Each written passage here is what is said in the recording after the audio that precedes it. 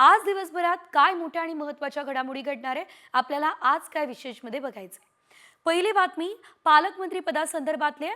यामध्ये आपण पाहतोय रायगड आणि नाशिकच्या पालकमंत्री पदावरून महायुतीमध्ये रस्सीखेच सुरू आहे, जोरदार वाद होतोय आणि या दोनही जिल्ह्यांमध्ये नेमकं पालकमंत्री पदासंदर्भात काय घडतंय, कोण पालकमंत्री होणार या संदर्भातली सविस्तर अपडेट आपल्याला आज काय विशेषमध्ये बघायची. दुसरी बातमी तितकीच महत्त्वाची आहे. महाविकास आघाडीच्या गोटातून ही बातमी आहे, कारण महाविकास आघाडीची आज मुंबईमध्ये बैठक होण्याची शक्यता आहे. त्यात एकत्र लढायचं की स्वतंत्र यावर नेमका काय निर्णय होतो ते देखील पाहावं लागणार आहे. तर त्याचे सर्व अपडेट्स आम्ही तुमच्यापर्यंत घेऊन येणार आहे. तिसरी बातमी सैफ अली खान संदर्भातली आहे, कारण सैफला आज डिस्चार्ज मिळण्याची शक्यता आहे आणि यावरती देखील आज काय विशेषमध्ये आपली नजर जी आहे ती या बातमीकडे असेल, कारण या तीन मोठ्या आणि महत्त्वाच्या घडामोडी सध्या घडताना दिसत आहेत.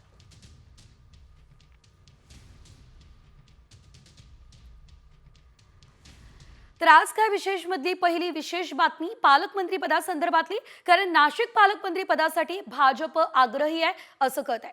भाजप नेतृत्व देखील महाजनांनाच पालकमंत्री करण्यावर ठाम असल्याचंही कळत आहे. त्याच संदर्भात भाजपचे प्रदेश अध्यक्ष चंद्रशेखर बावनकुळे आणि गिरीश महाजन यांच्यामध्ये चर्चा झाल्याची माहिती सूत्रांनी दिली आहे. मुख्यमंत्री देवेंद्र फडणवीस या संदर्भात एकनाथ शिंदे आणि अजित पवारांसोबत बोलण्याची शक्यता आहे. आगामी कुंभमेळा आणि स्थानिक स्वराज्य संस्थांच्या निवडणुका या पार्श्वभूमीवर पालकमंत्रीपद भाजप मात्र स्वतःकडे ठेवण्याची शक्यता वर्तवली जाते.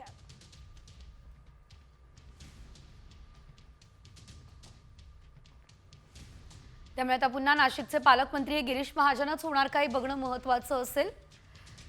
तर यासोबतच शिंदेंच्या शिवसेनेमध्ये सुद्धा पालकमंत्री पदावरून मोठी घडामोड दिसतेय, कारण पालकमंत्री पदावरून नाराज असलेले भरत गोगावले आज उपमुख्यमंत्री एकनाथ शिंदे यांची भेट घेणार आहे. त्यामुळे रायगडच्या पालकमंत्री पदाचा वाद आता शिंदेंच्या दारी पोहोचलाय. रायगडचे पालकमंत्री पद आता अदिती तटकरे यांच्याकडे जात होतं. त्यानंतर मात्र आक्रमक झालेल्या गोगावले समर्थकांनी मुंबई गोवा हायवेच रोखून धरला, टायर पेटवले. त्यामुळे आता शिंदे आणि गोगावलेंमध्ये पालकमंत्री पदावरती चर्चा होणार अशी देखील माहिती सध्या मिळते. सध्या पालकमंत्री पदाचा जो वाद आहे तो मोठ्या प्रमाणात वाढलेला आहे. रायगडच्या पालकमंत्री पदावरून तटकरे आणि मुख्यमंत्र्यांमध्ये जुंपलेली पाहायला मिळते. पाहूयात या संदर्भात. आम्ही सगळेजण सुसंस्कृत आहोत. विचाराच्या माध्यमातून वागणारा आम्ही सगळेजण असल्यामुळे रस्त्यावरती उतरून राष्ट्रीय महामार्गाची ट्रॅफिक अडवून टायर जाळणं वगैरे विषय आमच्या संस्कृती आयुष्यात कधी बसलेले नाही आहे. त्यामुळे राज्याच्या मुख्यमंत्री महोदयांजवळ चर्चा करणं, आवश्यकता लागली तर आमचे उपमुख्यमंत्री आदरणीय अजितदादाही बोलतील, आदरणीय एकनाथ शिंदे साहेबांच्याजवळ सुद्धा या विषयावरती चर्चा होईल आणि त्याच्यातला जो काय निर्णय असेल त्या निर्णयाच्या बाबतीमध्ये सर्वजण समाधानी असतील. नाही, शेवटी काय अपेक्षा करणं वावगं काय. शेवटी त्यांनी अनेक वर्ष रायगडमध्ये काम केलंय. म्हणजे अपेक्षा ठेवणं, मागणी करणं त्याच्यामध्ये काही चुकीचं नाहीये. त्यामुळे महायुती जी आहे, मी आहे, आमचे मुख्यमंत्री आहेत आणि दुसरे आमचे उपमुख्यमंत्री, आम्ही बसून त्याच्यावर मार्ग काढू. तर आता पालकमंत्री पदासंदर्भात काय निर्णय होतो, खरंच गोगावले यांना पालकमंत्रीपद दिलं जातं की तिकडे गिरीश महाजन पुन्हा नाशिकचं पालकमंत्रीपद स्वीकारता, हे पाहणं महत्त्वाचं. यासोबत इतर काही मोठ्या आणि महत्त्वाच्या अपडेट्स जाणून घेऊयात वेगवान स्वरूपात. बदलापूर अत्याचार प्रकरणातील आरोपी अक्षय शिंदेच्या घरावर बँकेने जप्तीची नोटीस लावली आहे. अक्षयचे वडील अण्णा शिंदे यांनी खासगी बँकेकडून 2.5 लाखांचं कर्ज घेतलं, पण कर्जाचे हप्ते थकले, त्यामुळे बँकेने ही जप्तीची नोटीस लावली.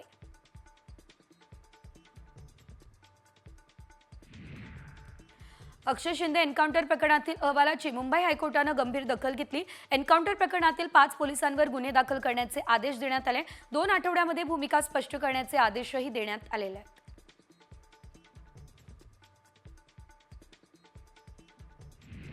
बदलापूर लैंगिक अत्याचार प्रकरणाच्या न्यायालयीन चौकशीचा अहवाल मुंबई उच्च न्यायालयात सादर करण्यात आला. या अहवालात अक्षय शिंदेच्या एन्काउंटरला पोलीस जबाबदार म्हटलं. पोलिसांनी आत्मसंरक्षणासाठी गोळीबार केला असा दावा संशयास्पद आहे असंही अहवालात नमूद करण्यात आलं. अक्षय शिंदे संशयास्पद चकमक प्रकरणामध्ये आता गृहराज्यमंत्री योगेश कदम यांनी अजब तर्क मांडलाय. तर पावसामुळे अक्षय शिंदे याचे बंदुकीवरील ठसे गेले असावे असं योगेश कदम म्हणताय. पोलीस आरोपीला वाचवण्याच्या धावपळीत होते त्यावेळेस पाऊस होता असं योगेश कदम यांनी म्हटलंय.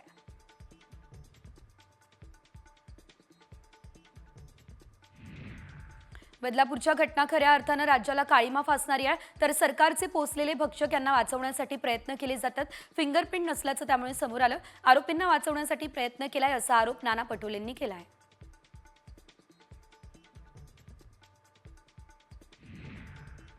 राजकीय फायद्यासाठी अक्षय शिंदेची हत्या झाली आहे का, हा सवाल ठाकरे गटाचे खासदार संजय राऊतांनी केला. फडणवीस गृहमंत्री होते आणि त्यांना अंधारात ठेवून एन्काउंटर झाला का, हा सवाल देखील राऊतांनी केला आहे.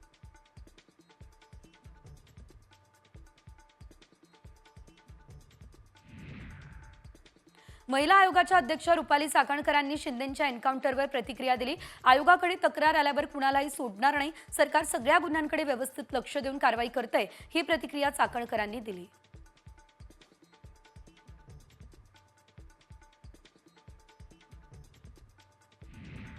बदलापूरच्या घटनेत जो कोणी दोषी असेल, जाणून बुजून एन्काउंटर केला असेल तर न्यायालय त्या संदर्भातला निर्णय घेईल. याबाबत शासन कुठलाही हस्तक्षेप करणार नाही, ही प्रतिक्रिया संजय शिरसाट यांनी दिली.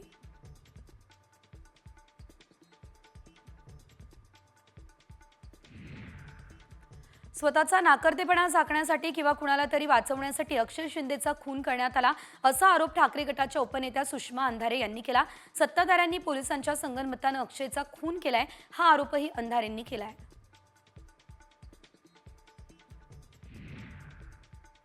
अक्षय शिंदे एन्काउंटरवरून विरोधकांनी सरकारवर जोरदार टीका केली आहे. तेव्हाच्या सरकारला स्वतःची इमेज रॉबिनहूड अशी करायची होती, असं जितेंद्र आव्हाड यांनी म्हटलंय.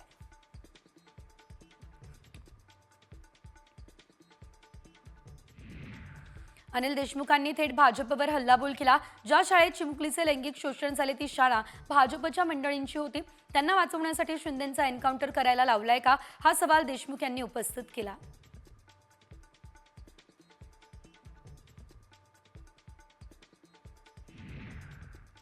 ₹1 मिळणारा पीक विमा ही योजना जी आहे ती बंद होऊ शकते, कारण बोगस अर्ज आणि गैरव्यवहारांमुळे ₹1 पीक विमा योजना बंद करण्याची शिफारस करण्यात आली आहे. कृषी आयुक्तांच्या अध्यक्षतेखालील समितीने ही शिफारस केली आहे. एका अर्जापोटी शेतकऱ्याने किमान ₹100 भरावे, ही सूचना सुद्धा समितीने केली आहे.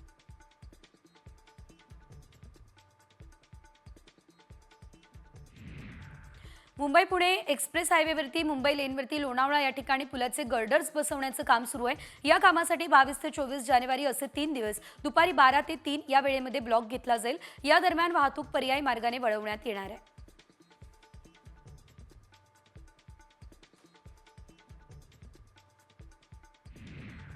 मुंबईकरांना लवकरच एसी ट्रेन मिळणार आहे. केंद्रीय मंत्र्यांनी ही माहिती दिली. मुंबईमध्ये मोनोरेल, मेट्रो आणि बेस्ट असताना लोकल ट्रेन ही मुंबईची लाईफलाईन आहे. 18 महिन्यांच्या विलंबानंतर पुन्हा एकदा मुंबईकरांना एसी लोकल ट्रेन उपलब्ध करण्याच्या दिशेने काम सुरू आहे.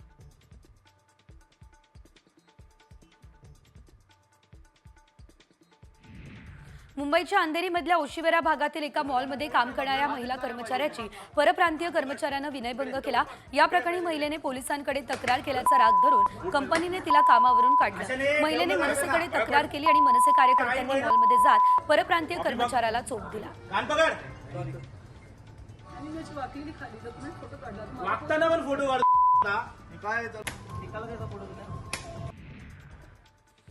कोलकाता KR मेडिकल कॉलेजमधल्या महिला डॉक्टर अत्याचार आणि हत्या प्रकरणात आरोपी संजय रॉयला जन्मठेपेची शिक्षा सुनावण्यात आली. कोलकाताच्या सियालदह विशेष कोर्टानं ही शिक्षा सुनावली.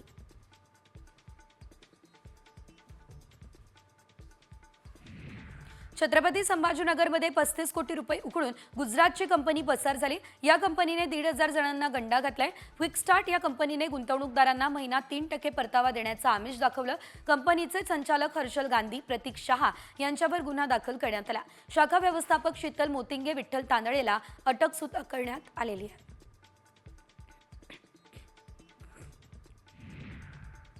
10वीच्या हॉल तिकिटांवर जातीच्या प्रवर्गाचा उल्लेख काढण्यात आलेला आहे. परीक्षेसाठीच्या हॉल तिकिटांवर जातीच्या प्रवर्गाचा उल्लेख करण्याचा निर्णय होता, मात्र सर्वत्र टीकेनंतर आता हा निर्णय जो आहे तो रद्द करण्यात आलेला आहे.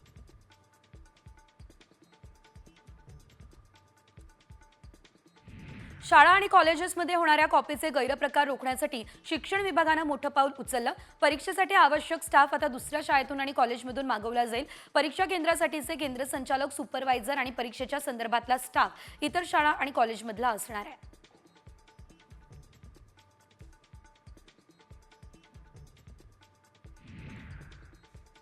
सरकारी नोकरी आणि शैक्षणिक प्रवेशासाठी बोगस जात प्रमाणपत्रांचा वापर करण्यात आला। बोगस आदिवासी प्रमाणपत्रावर 1779 कर्मचाऱ्यांनी सरकारी नोकऱ्या मिळवल्या। सरकारी नोकरीतच नाही तर उच्च शिक्षणात देखील खोटी कागदपत्र सापडली। राष्ट्रीय अनुसूचित जमाती आयोगानं या कारवाईच्या सूचना दिल्या।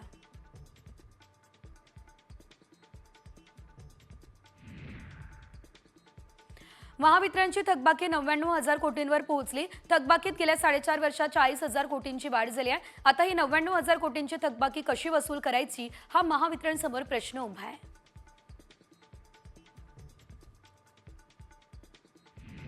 मुंबई महापालिकेने प्लास्टिक जप्तीची मोहीम सुरू केली। वाढत्या प्रदूषणाच्या पार्श्वभूमीवर पालिका सतर्क झाली आहे। पहिल्याच दिवशी 1,45,000चा दंडही वसूल करण्यात आला आहे।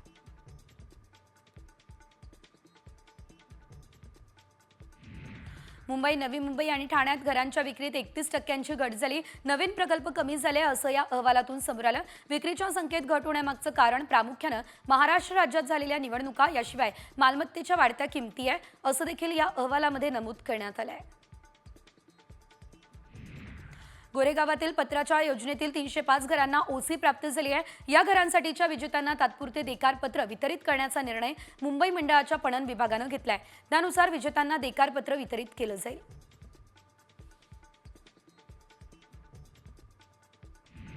राज्यातल्या 44 पैकी 30 शहरांमध्ये औपचारिक बस सेवा मर्यादित नाही आहे। राज्यात किमान 24,000 नवीन बसेसची गरज आहे। या बसेसमुळे वाहतूक समस्या तर कमी होईलच, शिवाय पर्यावरणावर देखील सकारात्मक परिणाम होईल असं एका अहवालातून समोर आलं।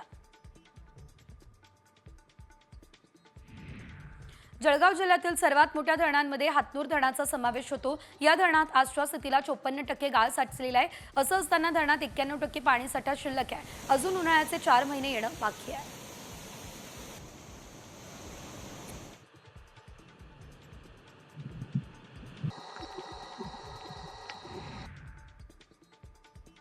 मराठवाड्यातील नव्या रेल्वे मार्गांसाठी राज्य सरकारकडून 300 कोटी रुपयांचा निधी वितरित करण्यात आला। सोलापूर, तुळजापूर, धाराशिव या नव्या रेल्वे मार्गासाठी 150 कोटी तर अहिल्यानगर, बीड, परळी या नव्या रेल्वे मार्गासाठी 150 कोटींचा निधी राज्य सरकारनं उपलब्ध करून दिला। बदलापुरात रिक्षा चालकांनी 5 रुपयांची बेकायदा भाडेवाढ केली आहे। त्या विरोधात प्रवासी आणि रिक्षा चालकांमध्ये वाद झालाय। रिक्षा चालकांच्या या कारभाराविरोधात कल्याण आरटीओने कडक पाऊल उचललं। कुणी बेकायदा जास्तीचं भाडं घेत असेल तर प्रवाशांनी आरटीओच्या व्हॉट्सअप नंबरवर तक्रार करण्याची विनंती आरटीओने केली। प्रूफ दिखा, 20 का प्रूफ दिखा, चल 15 का बोल, मैं बोलता हूं 20 का प्रूफ दिखा। 15 नहीं हुआ। कल्याणमध्ये 3 बांगलादेशी महिलांना अटक करण्यात आली आहे। कल्याणच्या महात्मा फुले पोलिसांनी ही कारवाई केली। बेकायदेशीर या महिला वास्तव्य करत होत्या। या बांगलादेशी महिला भारतात कशा आल्या, त्यांना नेमकं कुणी आणलं याचा तपास सध्या पोलीस करतायत।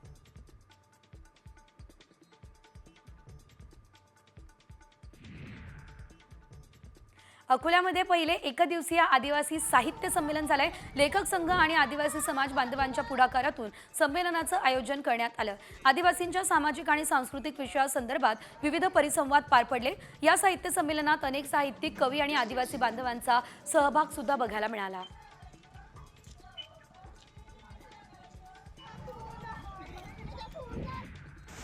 भारताचा माजी कर्णधार मोहम्मद अझरुद्दीनच्या हस्ते गडचिरोली क्रिकेट प्रीमियर लीगचं उद्घाटन सुद्धा करण्यात आलेलं आहे। विजय वडेट्टीवार, मराठी सिने अभिनेत्री श्रुती मराठे या दरम्यान उपस्थित राहिल्या।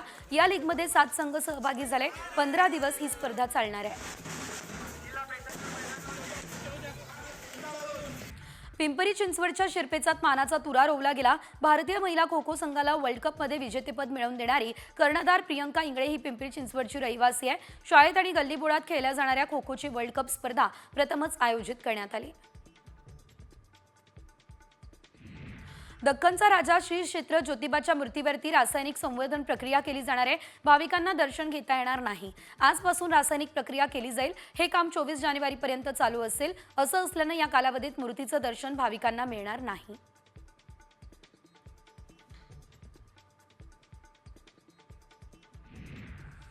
पंढरपूरमध्ये भाविकांच्या गर्दीचं व्यवस्थापन करण्यासाठी आता AI तंत्रज्ञानाचा वापर केला जाणार आहे। जिल्हा आपत्ती व्यवस्थापनाकडून राज्य सरकारला 2 कोटी रुपयांचा प्रस्ताव देण्यात आलाय। विठुरायाच्या दर्शनासाठी वर्षाकाठी 1 कोटी भाविक पंढरीमध्ये येतात।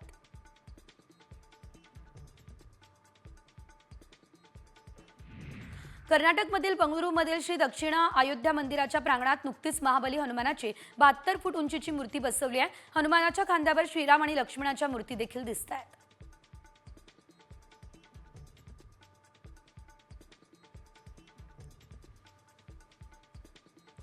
पंतप्रधान नरेंद्र मोदी यांचे पुतणे सचिन मोदी आपल्या मित्रांसह कुंभमेळ्यामध्ये पोहोचले. त्यांनी यावेळेस मित्रांसोबत संत कबीरांची भजनं गायली आहेत. सचिन मोदी आपल्या मित्रांसोबत महाकुंभाच्या पवित्र वातावरणामध्ये पूर्णतः तल्लीन झाले असल्याचं बघायला मिळालं.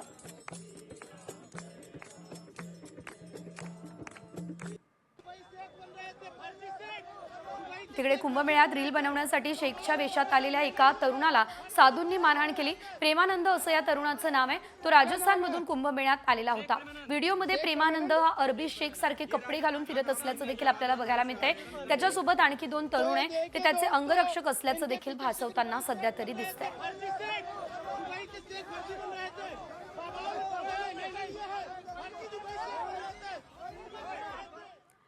यानंतरची बातमी लाडकी बहीण योजनेसंदर्भातली आहे. लाडकी बहीण योजनेमुळे आता निराधार योजनेच्या लाभार्थ्यांना मोठा फटका बसताना दिसतोय. सरकारी वैयक्तिक लाभाच्या कोणत्याही एकाच योजनेचा लाभ लाभार्थ्याला घेता येतो. मात्र संजय गांधी निराधार योजना आणि श्रावणबाळ योजनेच्या लाभार्थ्यांनी देखील लाडकी बहीण योजनेसाठी अर्ज केले असल्याचं कळत आहे. या दोन्ही योजनांचा लाभ 1,500 रुपये इतका आहे. तेव्हा नेमक्या कोणत्या योजनेचा लाभ सुरू ठेवायचा याचं ॲफिडेव्हिट आता लाभार्थ्यांना द्यावं लागेल. मात्र निराधारांच्या अनुदानाला लाडकीमुळे खोडा बसला असल्याचं देखील बघायला मिळतंय.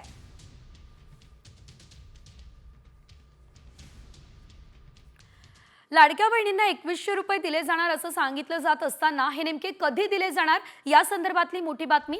मार्च महिन्यातील बजेटनंतर लाडक्या बहिणींचे पैसे वाढणार असल्याचं कळतंय.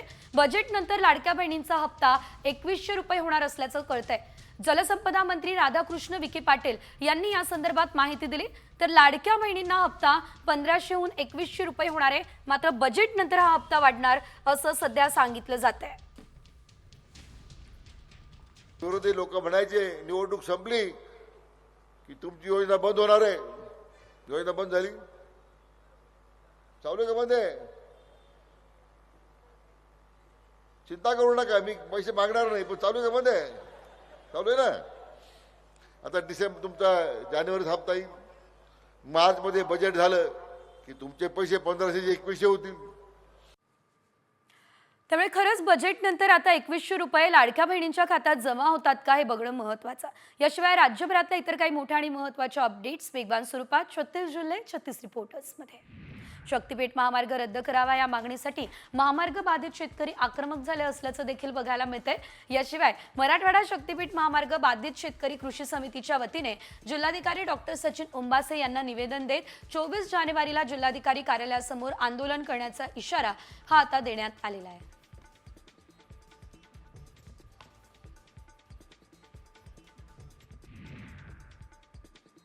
सांगलीच्या मिरजेत हाताचा उपचार करताना चुकीचे इंजेक्शन दिल्यानं रुग्णाचा मृत्यू झाल्याचा आरोप नातेवाईकांनी केला. रुग्णाच्या मृत्यूनंतर नातेवाईकांनी गोंधळ घातलाय. त्यामुळे काही काळ रुग्णालयात गोंधळाचं वातावरण निर्माण झालं.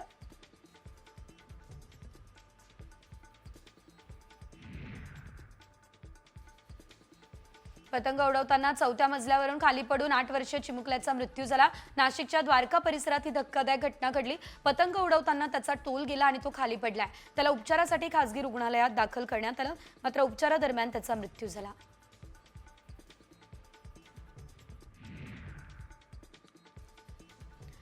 मराठवाड्यातील नव्या रेल्वे मार्गासाठी राज्य सरकारकडून 300 कोटी रुपयांचा निधी वितरित करण्यात आला. सोलापूर, तुळजापूर, धाराशिव या नव्या रेल्वे मार्गांसाठी 150 कोटी तर अहिल्यानगर, बीड, परळी या नव्या रेल्वे मार्गासाठी 150 कोटींचा निधी राज्य सरकारनं आता उपलब्ध करून दिला आहे. छत्रपती संभाजीनगर शहरात एकीकडे पाण्याचा तुटवडा आहे तर दुसरीकडे पाईपलाईन फुटून लाखो लिटर पाणी वाया गेलंय. आज फारोळाजवळ पाईपलाईन फुटली आणि लाखो लिटर पाण्याची नासाडी झाली आहे. शहरातील पाणी पुरवठ्याचं वेळापत्रक पुन्हा एकदा पुढे ढकलण्याची शक्यता आहे.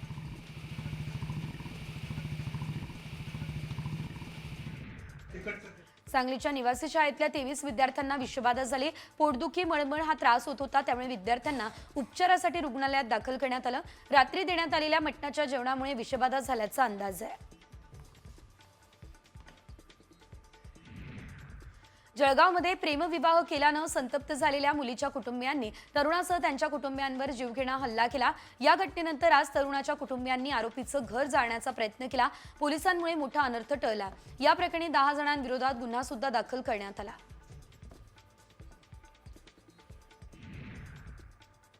बीड जिल्हा रुग्णालयाच्या आवारात आता सार्वजनिक स्वच्छतागृहाला 7 महिन्यांपासून टाळं लागले। त्यामुळे रुग्णालयात रुग्णांना भेटण्यासाठी येणारे नातेवाईक त्यांनी नैसर्गिक विधीसाठी जायचं कुठे हा सवाल रुग्णांसह सामाजिक कार्यकर्ते विचारत आहेत। या सर्व प्रकाराकडे दुर्लक्ष करणारे जिल्ह्याचे डॉक्टर अशोक थोरात यांच्याविषयी संतापही व्यक्त केला जातोय। डोंबिवलीच्या सोनारपाड्यात बैलांची झुंज बघण्यासाठी नागरिकांनी प्रचंड गर्दी केली। बैलांच्या झुंजीवरती बंदी असताना आयोजित केलेल्या या झुंजीने पोलिसांकडून गुन्हा दाखल करण्याची प्रक्रिया सुरू आहे।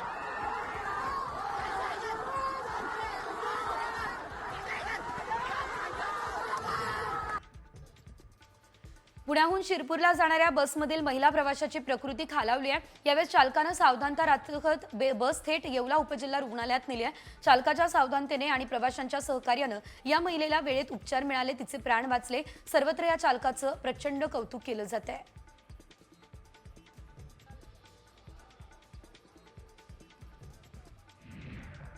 रायगडच्या रेवदंडा खाडीमध्ये डिझेल तस्करी करणाऱ्यांवर कस्टम विभागानं मोठी कारवाई केली आहे। 32,000 लिटर डिझेलचे 4 टँकर आणि 5,000 लिटरचा एक टँकर पकडला। डिझेलची तस्करी करण्याच्या आरोपात 5 जणांना अटक झाली आहे। बोटींवर डोलीचा दिखावा करत डिझेलची तस्करी केली जात होती।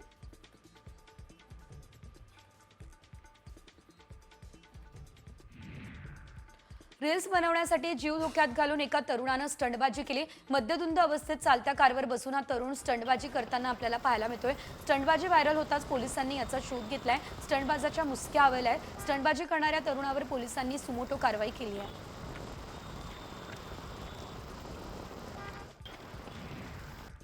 पालघरच्या टेंभोडे श्रीपती सोसायटीमध्ये विजेचा करंट लागून वॉचमनचा मृत्यू झाला। मोटरला अवैध विद्युत जोडणी करताना विजेचा झटका लागला। वॉचमनचा मृत्यू झाल्याची माहिती समोर आली।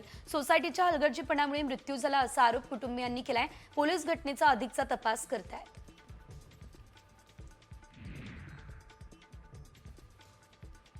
यवतमाळच्या दिग्रज शहरातील सराफा लाईनमध्ये रोडा ज्वेलर्समध्ये चोरी झाली असल्याची देखील बघायला मिळते।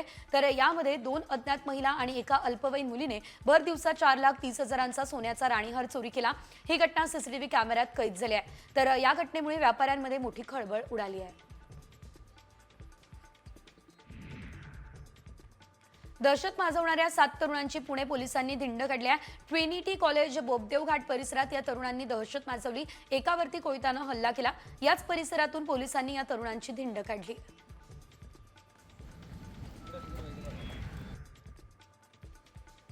नाशिकच्या गंधर्वनगरी परिसरात 8 वर्षाच्या मुलावर लैंगिक अत्याचार करण्यात आलाय। इमारतीच्या डकमध्ये या मुलाचा मृतदेह आढळला। हा मुलगा मुकबधीर असल्याचं कळतंय। त्याचाच फायदा घेऊन अत्याचार झाल्याचं कळतंय। या प्रकरणी पोलिसांकडून गुन्हा सुद्धा दाखल करण्यात आला।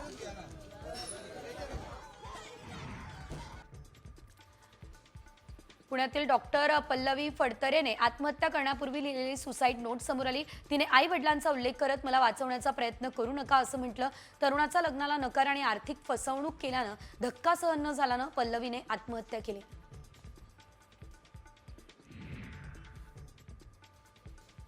पहिल्या पत्नीला जास्त वेळ देत असल्याने दुसऱ्या पत्नीने पतीचीच हत्या केलेली आहे। नाशिकच्या हिंदुस्तान नगर या ठिकाणच्या सिल्वर ओक हाऊस मागे ही घटना घडली। 2 सख्या भावांच्या मदतीने पत्नीने पतीची हत्या केली। या प्रकरणी पोलिसांनी पत्नीला ताब्यात घेतलं। बाकीचा आरोपी फरार आहे। त्यांचा शोध घेतला जातोय। चाकण औद्योगिक वसाहतीमधील कंपनी मालकावर अज्ञातानं गोळीबार केलाय। अज्ञातानं या कंपनी मालकावर 2 राऊंड फायर केले। एक गोळी कंपनी मालकाच्या पोटात लागली आहे। जखमी कंपनी मालकाला चाकणच्या खासगी रुग्णालयातही दाखल करण्यात आलेलं आहे।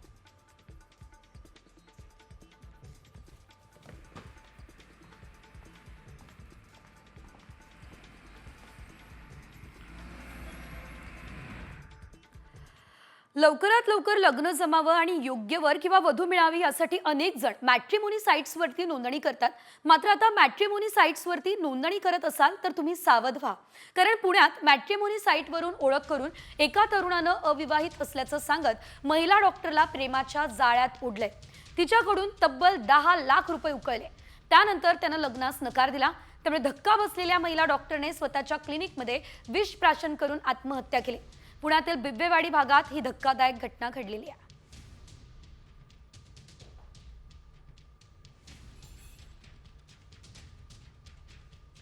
मुलानं आपण बिबीवाडी परिसरामध्येच नवीन दवाखाना टाकूया, त्यासाठी मला पैसे लागतील असं म्हणून मुलीकडून पैसे घेतले आणि जवळपास 20 लाख रुपये मुलीच्या अकाउंट मधून कुलदीपच्या अकाउंट मध्ये ट्रान्सफर झालेले तपासांती दिसून येत आहेत. मुलीच्याही जेव्हा या बाबी लक्षात आल्या की कुलदीपचा ऑलरेडी विवाह झालेला आहे आणि आपली पूर्णपणे फसवणूक झालेली आहे, तेव्हा मानसिक धक्का बसून मानसिक तणावात जाऊन क्लिनिकमध्ये विषारी औषध पिऊन डॉक्टर पल्लवी यांनी आत्महत्या केल्याचं निष्पन्न झालेलं आहे.